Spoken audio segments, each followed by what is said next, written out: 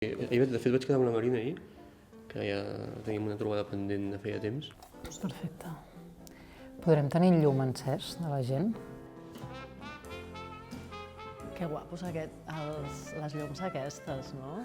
Bueno, és taquitat, però m'acostumaré. Sí?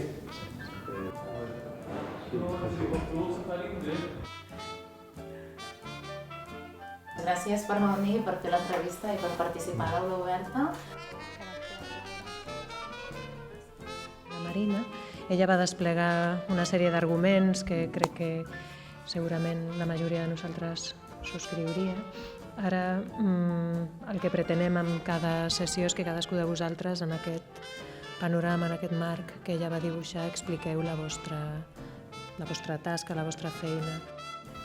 Vale, doncs comencem, si vols. Super.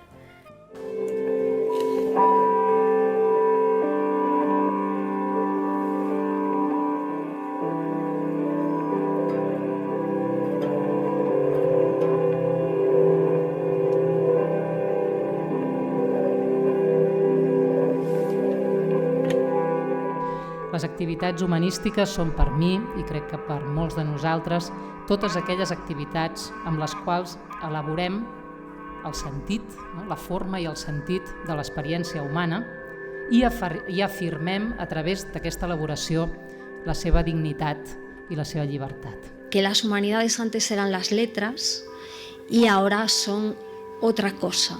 Otras cosas que no sabemos qué son, pero desde luego supongo que un lugar donde se supone que se genera un repensamiento del mundo, donde se genera un ensayo. Yo efectivamente me dedico al ensayo-error, porque siempre que hay ensayo hay error. El valor de la lògica econòmica, la lògica del que és dels càlculs i beneficis, del que és rentable, del que és rendible, la lògica del benefici, i sabem que avui les humanitats en transició només poden estar en tensió amb aquesta manera d'entendre el valor per elaborar altres valors heterogenis o diferencials respecte d'aquest valor. I què és el que impedeix que el projecte humanista, i n'hi direm així, el projecte humanista, d'alguna manera funcioni? La primera hipòtesi, i l'anuncio, diria així, molt ràpidament. El que percebem com un abandonament és a dir, un desinterès per la cultura, per les humanitats, que els joves no llegeixen, que no s'inverteixen en determinades activitats, que hi ha un tipus d'ensenyaments que ja no es transmeten, és a dir, tot allò que percebem com un abandonament és en realitat l'efecte desinstitucionalitzador, i faig servir aquesta paraula i ara la desenvoluparé, l'efecte desinstitucionalitzador que té sobre les activitats humanístiques el projecte cognitiu del capitalisme actual. El capitalisme d'avui és més que un capitalisme cultural. Per això jo en deia un capitalisme cognitiu. Té un projecte epistemològic molt clar que té a veure amb això que se'n comença a anomenar la quarta revolució científica i industrial, a la qual, per exemple, el Fòrum de Davos de 2016, del darrer any, d'aquest mateix any, va dedicar especialment la seva trobada. Quarta revolució científica i industrial que apunta molt més enllà d'allò que n'havíem dit, la societat de la informació i del coneixement, de la digitalització, apunta a una concepció de la intel·ligència en continuïtat amb la matèria, per tant una intel·ligència més que humana i menys que humana, que connecta des de la informació dels nostres gens i tot allò que es pot fer amb ells fins a la construcció de màquines intel·ligents. Per això Herzog l'altre dia comentava que el problema ara del segle XXI és que s'havia perdut les utopies socials i de fet hauríem d'afegir, i només queda l'utopia tecnològica. Llavors aquí crec que el projecte humanista té molt a dir i molt a fer. Som capaços d'elaborar altres sentits d'aquest retrobament, d'aquest redescobriment, que no siguin aquells que ja està començant a dissenyar i a oferir-nos el capitalisme actual. You say you want a revolution, well, you know ets un ésser competint 24 hores al dia, competint amb tu mateix, que és ja l'absurditat més ridícula del món, no? Ja no és competir amb algú altre, l'alteritat ja és que és absolutament innecessària, no? No acumules experiències, acumules dades, i són les dades les que es relacionen entre si. Llavors, aquí hi ha una espècie de mística materialista, és que el concepte és aquest, l'home quantificat, i n'hi diuen així, el quantify itself, no? El que es dedica, bàsicament, a mesurar, a l'autocontrol, com una espècie de nova mística. La qüestió en la que aquella pregunta que jo feia per com redefinir avui els sentits de l'emancipació pren realment lloc, troba des d'on formular-se, perquè ja no es fan abstracte, no? Com ser més lliures, més dignes i més feliços, sinó realment quins sentits en disputa hi ha avui en aquesta trobada, en aquest redescobriment de la continuïtat natura-cultura en tant que humans. Hey, what's on your mind? That robot, did we seem similar to you? Of course not. No, I don't mean physically. Just what then? Well, I guess cyborgs like myself have a tendency to be paranoid about our origins. Sometimes I suspect I'm not who I think I am. Like maybe I died a long time ago and somebody took my brain and stuck it in this body. Maybe there never was a real me in the first place and I'm completely synthetic like that thing.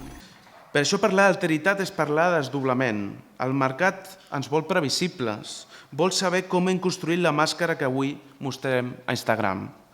Vol inclús que oblidem que és una màscara i ens parla de crear una marca digital. Nosaltres, des de les humanitats, des de la poètica del pensament, podem crear-ne una escultura de nosaltres mateixos, emancipada. Encara millor, podem crear 2, 3, 20, 25.000. La multiplicitat, ara soc periodista, ara soc dramaturg, ara soc novel·lista, ara soc ciutadà anònim, és el que ens permet no ser comptabilitzats com a simple estoc.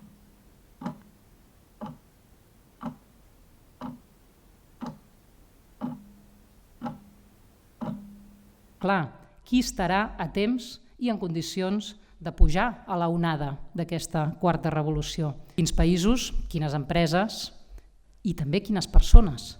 Quines persones ja individualitzades a través d'aquesta pesca de talents que és avui cada cop més l'educació estaran a temps de pujar en aquesta onada i quines quedaran fora residualitzades, com ja ho és gran part de la humanitat, o corporalitzades de forma no intel·ligent, és a dir, convertides en força bruta de treball, que és el que passarà amb les intel·ligències no connectades.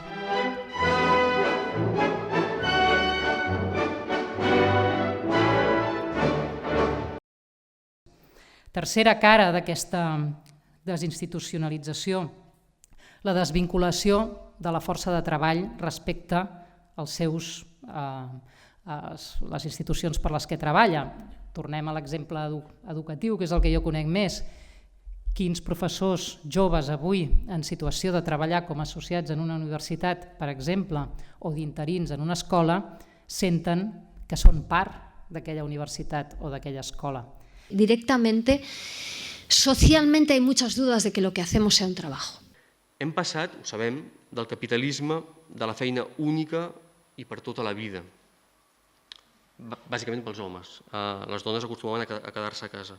D'aquí a un capitalisme de la precarietat, de les vides fetes de trossos i bocins, com diu Guy Standing, bits and pieces, trossos i bocins. Per exemple, podem pensar en com la fantasia de Richard Florida, en el seu llibre La classe creativa, que vol fer que el treball intel·lectual d'alguna manera esdevingui el capital per excel·lència i transformi tot el sistema capitalista i es converteixi en la seva base. Llavors, la classe creativa, no? Aquest el gran somni de la dreta cultural, no? Perquè la classe creativa és apolítica, la classe creativa és creativa, la classe creativa utilitza les noves tecnologies, despolititza, ens dona una felicitat il·lusòria, etc. Felicitat com a les instal·lacions d'Amazon, que no se m'acut res més avorrit que passar-te hores empaquetant coses pels altres, el de work hard, have fun, make history. Treballa dur, diverteix-te, fes història. Fes història empaquetant, què sé jo,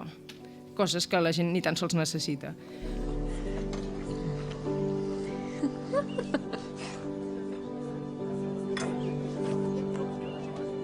que hauríem de recordar a totes les persones que diuen que la cultura és aquesta cosa secundària.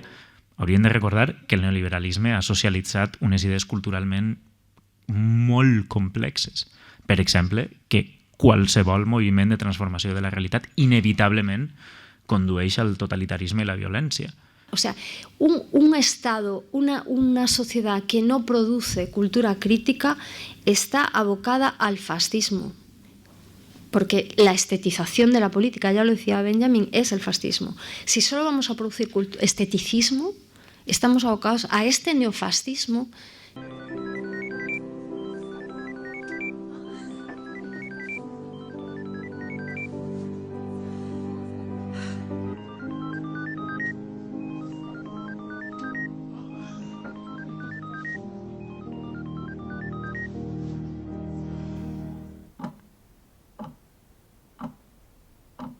El sistema públic esdevé promotor, directament promotor, d'aquest mercat competitiu de talents, competències, la paraula estrella del nostre sistema educatiu, i patents, que és l'objectiu final i últim del nostre sistema universitari, col·leccionar patents.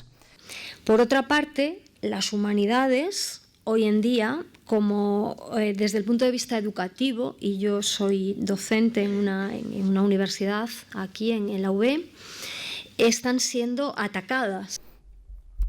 Jo diria que l'escola del futur, ara que es parla tant de la innovació pedagògica, de l'escola del futur i tot aquest tipus de qüestions, l'escola del futur ja s'ha començat a construir i no l'estan pensant les administracions públiques, ni les comunitats, ni les cooperatives de pares, ni els barris.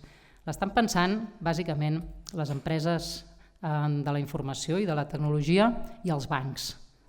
Una idea que hem de començar a pensar, perquè ja comença a ser la condició del nostre temps. Aquesta escola del futur és la de l'accessibilitat universal, com ja ho és la xarxa, com ho seran els cursos lliures online, amb els que qualsevol nen o nena de qualsevol racó del món es pot formar sol si té el talent suficient i inventar robots i curar càncers i com també ens expliquen cada dia els diaris. Escola, per tant, sense murs, d'accessibilitat universal, però radicalment desigual, perquè està dirigida a pescar talents i no a treballar vides i condicions d'igualtat, per construir contextos.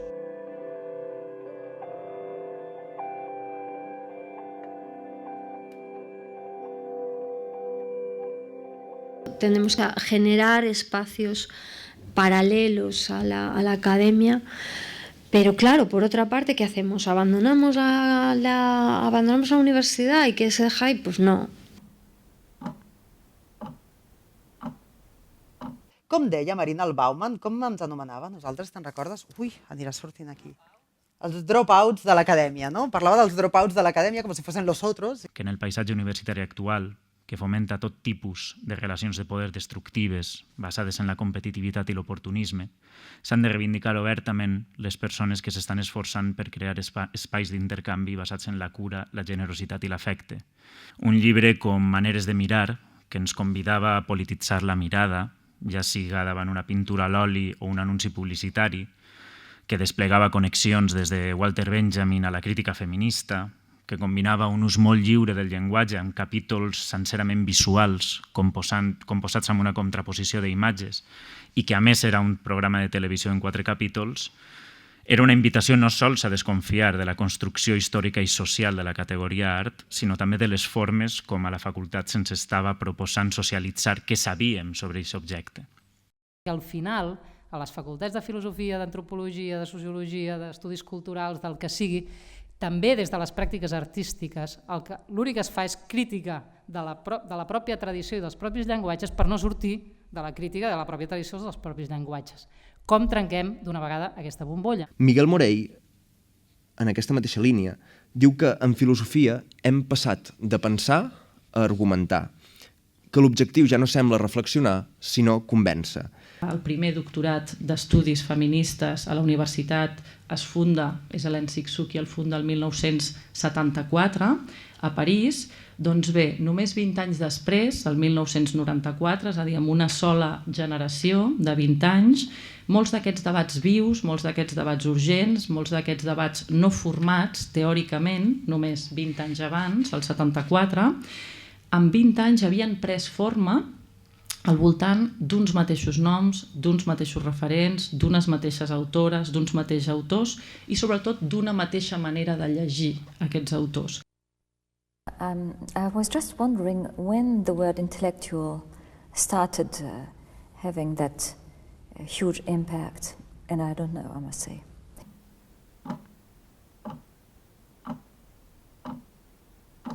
Que en aquests moments sabem més, coneixem més i som més capaços d'analitzar les relacions entre el saber i el poder, entre el coneixement i el poder, que les relacions entre saber i emancipació. Personalment trobo que resulta molt més emancipador el punt de partida que proposa Williams, quan ens diu que no existeix ni ha existit mai a la història cap mode de producció, ni ideologia dominant, ni ordre social capaç d'exhaurir la diversitat de les pràctiques humanes, de l'energia humana, de les intencions humanes.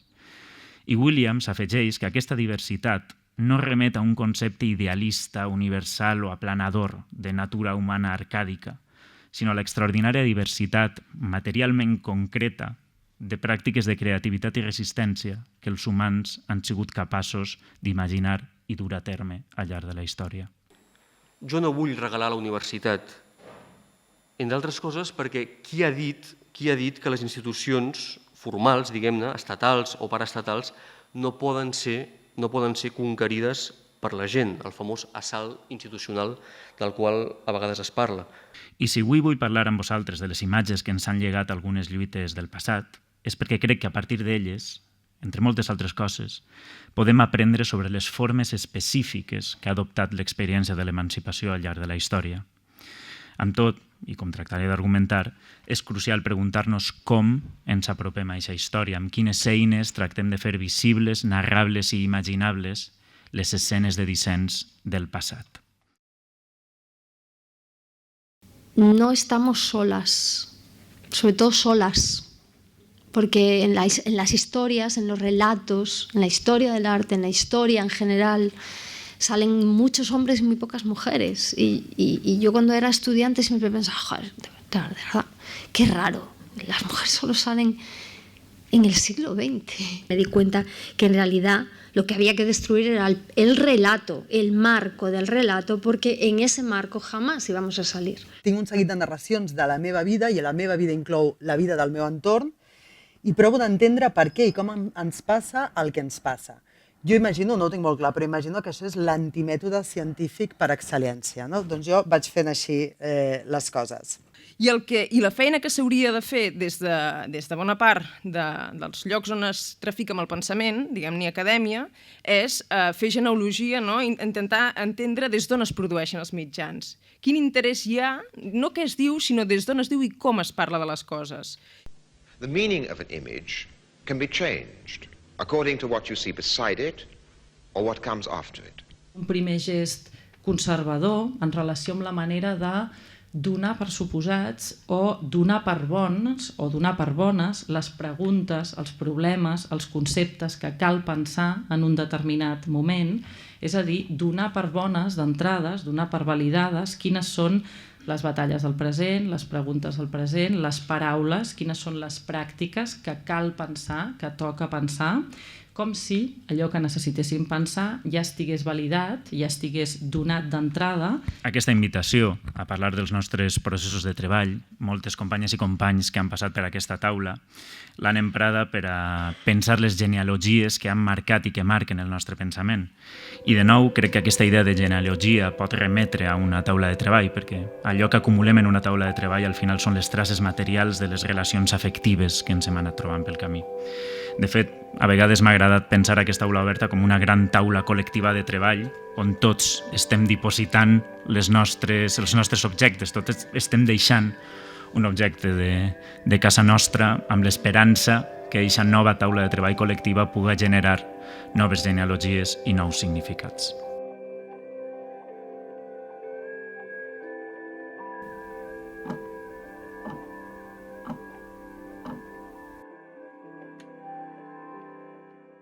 Hi ha una idea de Paul Virilio, que a mi m'agrada molt, que és la idea del sentinella, i amb la qual amb el pas dels anys m'he anat identificant.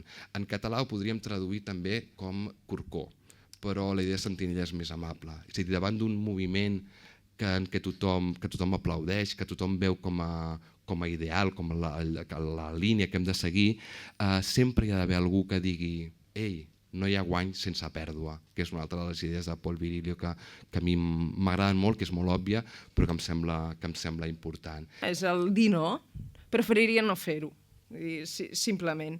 I la negació és productiva, és una cosa bona, és una cosa positiva. Interromp alguna cosa. Se acabó la huelga y empezamos el trabajo. La empresa nos presentó la segunda parte de su plan, expediente de crisis, remodelación de plantilla, que es una manera fina de llamar a los despidos, y nosotros respondimos de la siguiente manera. En l'escena final de Númax, inoblidable i de fet punt de partida, per a 20 anys no són res, les treballadores i els treballadors ja han decidit abandonar el seu experiment d'autogestió perquè conclouen que han esdevingut els seus propis explotadors i diuen no. I de fet s'ha parlat molt en les diferents sessions de l'aula oberta sobre la importància política de dir no. La colla de Númax diu no i de fet fa una festa per a celebrar el seu no. Llegamos al final marcado con una fiesta que indica final de película y final de una labor de 2 años de unos trabajadores en una crisis, y que es una película que no puede perderse nadie, que toda clase trabajadora tenía que verlo, y es una labor de la que tenemos que estar muy satisfechos. Bueno, ahora vamos a amenizar un poquito esta fiesta con un poco de música. I a la festa assistim a un exercici aclaparador d'autoafirmació i emancipació política. Davant la càmera renuncien a la seva condició obrera. No renuncien a allò que han après, al procés de lluita, al procés d'autogestió, al procés de solidaritat. Renuncien a seguir participant d'una divisió del treball d'un món que els confina a ser productors d'electrodomèstics per bullir ous marca Númax. I somnien que faran altres coses, que no permetran que mai ningú els explote, ni tan sols ells mateixos, que viuran altra vida. I personalment no se m'acut una escena més radicalment contrària a aquesta idea del desencant, aquest atzucac narratiu del que parlava abans. I en canvi, de nou, no és estrany trobar-ne anàlisis acadèmics de Númax que insisteixen a veure aquesta escena, i cite textual, com una prefiguració del passotisme. Passotes, un altre terme talismà, un altre bon peu de foto, inevitablement lligat al tòpic del desencant, i que des dels anys 80 ha permès soterrar i ignorar les expressions de subjectivació política de tota una generació.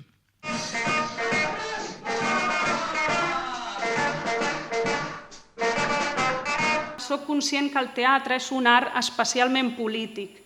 Si bé el dramaturg ha de connectar amb el seu propi desig perquè l'estímul de l'escriptura no resulti un postís, no pot quedar-se en una delectació biogràfica o personal. El teatre apela a una col·lectivitat, a una comunitat, i a més es fa en equip. Tot i que avui és un art minoritari, no existeix sense el públic.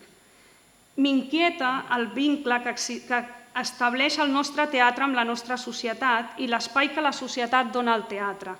El teatro se hace ante una asamblea. El teatro convoca la polis y dialoga con ella, diu Mayorga al seu manifest pel Dia Mundial del Teatre del 2003. La obstinación tendría que estar ligada a la cooperación, a una necesaria cooperación en un mundo, como también comentábamos antes con Laura, donde justamente la idea del trabajo artístico, la idea del trabajo en el semiocapitalismo, la idea del trabajo cognitivo, como queráis llamarle, está marcada por el yo neoliberal, está marcada por la individualidad més que nunca.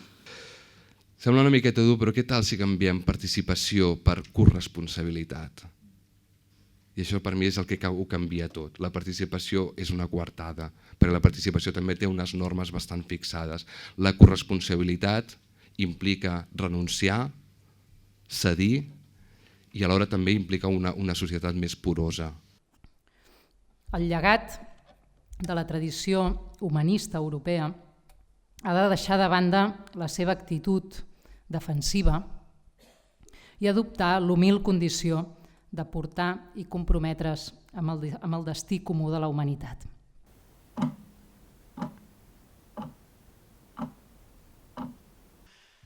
Stories of a street bench, Paseo Atkinson, Paseo Atkinson. Stories I could hardly hear, as I was deaf from my left ear. Boom, boom, boom. Stories of a street bench,